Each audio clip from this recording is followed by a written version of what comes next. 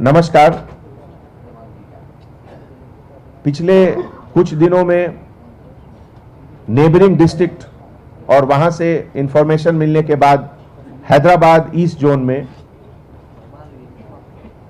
एक joint operation में तेलंगाना विद्यार्थी वेदिका टीवीवी, जो कि सीपीआई माओइस्ट का एक फ्रंटल ऑर्गेनाइजेशन है और जो गवर्नमेंट के तरफ से बैंड ऑर्गेनाइजेशन के लिस्ट में आता है, उसके एक्टिविटीज को नोटिस में आया हम लोगों के। जैसा कि आप जानते हैं, सीपीआई माओइस्ट ऑर्गेनाइजेशन, उनका विश्वास डेमोक्रेसी में नहीं रहता है। सीपीआई माओइस्ट और उनके पूरे फ्रंटल ऑर्गेनाइजेशन वायलेंस के से पॉलिटिकल पावर चाहते हैं, हिंसा। जबकि आपको मालूम है कि हिंसा से पॉलिटिकल पावर कहीं नहीं आता। कम्युनिस्ट कंट्री के जो फादरलैंड है, सोवियत यूनियन, जहां 50 साल तक 60 साल तक कम्युनिस्ट रूल रहा, वो कंट्री भी 1989-90 में कोलैप्स किया। तो कम्युनिस्ट रूल वायलेंस से कहीं भी नहीं सक्सेसफुल हुआ है।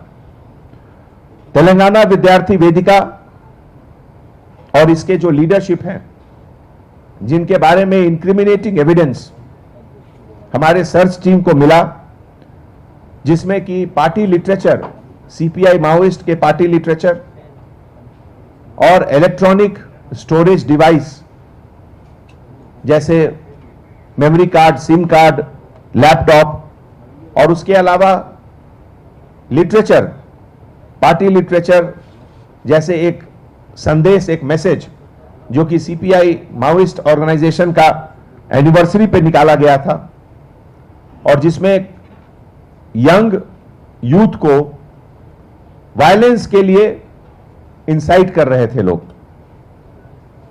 ये पूरे ऑर्गेनाइजेशन और इनके leader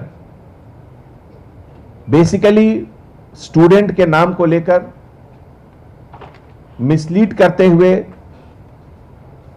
communist ideology, violent communist ideology, Maoist ideology के तरफ ले जाना चाहते हैं। इन सब लीडर्स, जिसमें मदिलेटी, मंचू संदीप, अनुदीप,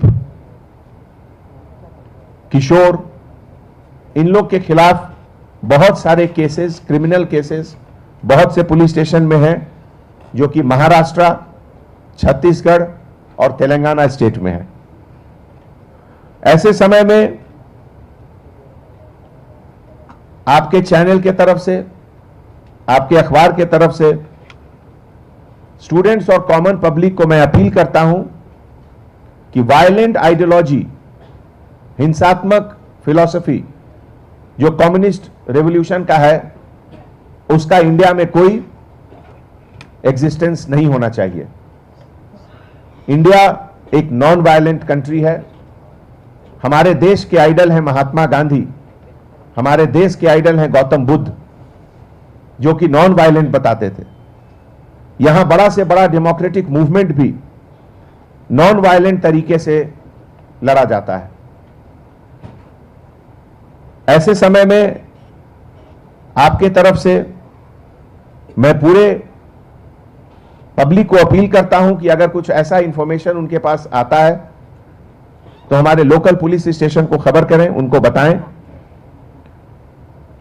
और हम लोग ये जो अभी केस रजिस्टर हुआ है, इसको सेंसिटिविटी को मद्देनजर रखते हुए special investigation team detective department में जो है उसको हम लोग दिए हैं और एक साइंटिफिक इन्वेस्टिगेशन के द्वारा इस केस को इन्वेस्टिगेट करके पूरे एविडेंस को कोर्ट के सामने हम लोग रखेंगे। केस के सीरियसनेस को मद्देनजर रखते हुए officer of the rank of assistant commissioner of police, ACP, इस पूरे केस को इन्वेस्टिगेट करेंगे। आप लोग को मालूम होगा कि इसके पहले भी बहुत सारे बैंड ऑर्गेनाइजेशन सीपीआई माओइस्ट के और उनके फ्रंटल ऑर्गेनाइजेशन, इसके पहले भी बहुत बार वो लोग स्टूडेंट्स वर्ड यूज करते हैं कवर के लिए,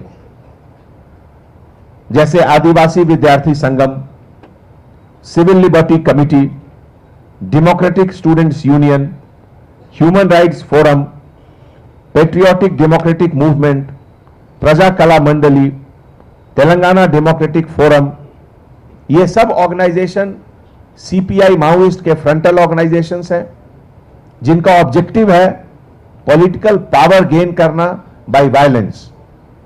तो हमारे गवर्नमेंट का ये कमिटमेंट है कि जो नए यूथ जो हमारे सिटी में आ रहे हैं उनको इस तरह मिसगाइड नहीं होने देना। नया स्टेट तेलंगाना आने के बाद हमारा ऑब्जेक्टिव है इकोनॉमिक डेवलपमेंट, हमारा ऑब्जेक्टिव है इन्वेस्टमेंट, हमारा ऑब्जेक्टिव है मोर जॉब अपॉर्चुनिटीज। और इसी प्रोसेस में, इसी ऑब्जेक्टिव में दुनिया के जो टॉप 500 कंपनीज हैं उसमें 50% कंपनीज हैदराबाद में ऑलरेडी आ चुकी है।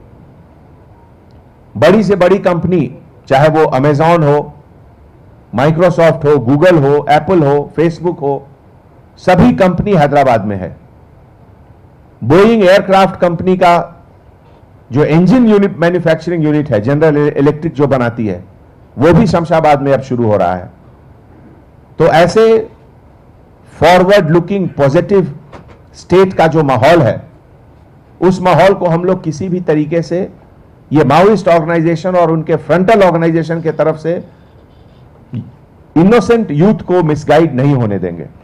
और इसमें मीडिया, प्रेस, सबको हम अपील करते हैं कि हम लोग मिलकर उनको एक्सपोज करें और कानून के रास्ते से, कानून के सही तरीके से उनको कोर्ट के सामने पेश करके उनको सजा दिलाएं। Thank you.